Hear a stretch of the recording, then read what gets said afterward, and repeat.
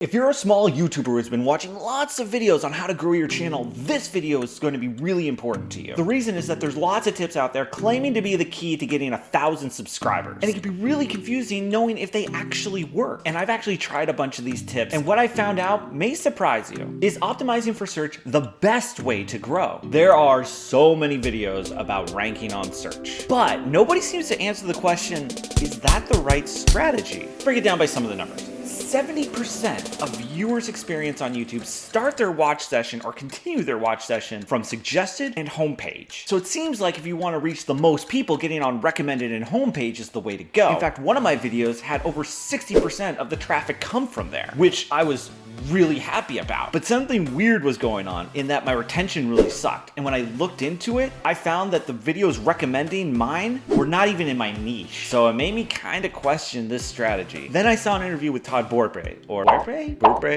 B, who's YouTube's director of product management and knows the algorithm probably better than 99% of people. And what he said really surprised me. We have absolutely no behavioral data.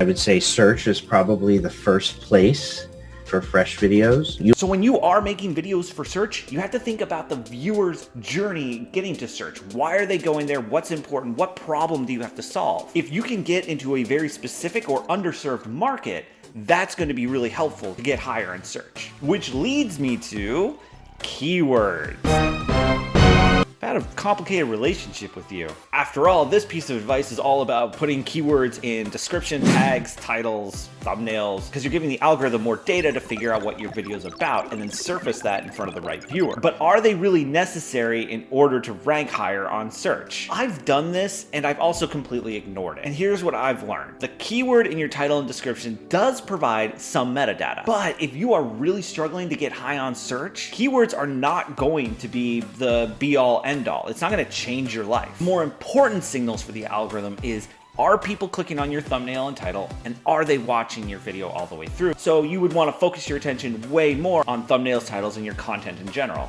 Does consistent branding make you recognizable and get you subscribers? I see this a lot when people ask for feedback on their thumbnails. But as I've been looking at lots of different big creators, I've realized that they aren't doing that. Your thumbnail is precious space. And by giving some of that space to a banner or a logo, you're taking away potential opportunity to really reach and speak to a viewer. And the best performing thumbnails are actually becoming more simple than complicated. But that doesn't mean that branding is dead. It just means that type of branding is dead. So I'll tell you what I mean. If you look at a Ryan Trahan or a Mr. Beast thumbnail, it's recognizable right away. Mr. Beast thumbnails are very saturated. They have a lot of softness to them and they pop out with a lot of contrast. And they're also constructed in a very specific way with something in the foreground and something in the background. Just create the best thumbnail, and once you find something that works, kind of keep repeating it. Is promoting your video on other websites and social media a good idea? Let's go back when I had a different channel, a movie review channel. I would promote my video on all sorts of websites, and Facebook groups, and social media sites. I didn't care if they were in my niche or not. I even bought some Google ads for a bit, and those did bring in views. But the fact is I cast my net so wide that when people clicked on my video, they'd click away right away, which would kill my retention and actually hurt my channel in the end.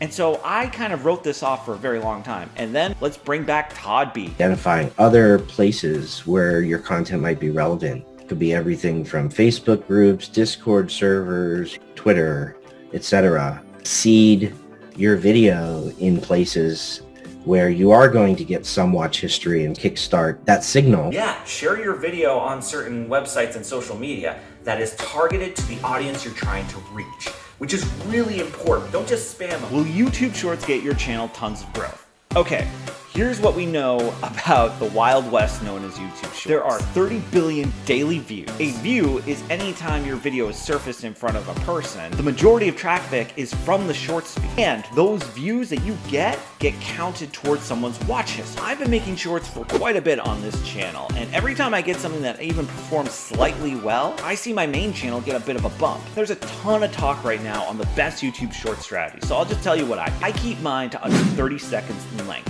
know what the purpose of your video is going to be to make sure it's entertaining and snappy, get to the content right away. I don't use any of my long form videos because they're not snappy, they're not the right video format, and generally I can't make them more exciting. And I aim for a retention of about 70 to 80%, which right now I hover between 30 to 60, so I'm way below that. But I really like using shorts because it allows me to be creative and to experiment, which makes me more excited to do this channel in general. There are some other tips that I really think you should do that could really help develop a great strategy to grow on YouTube. And in order to really do that, you have to click on this video right up here.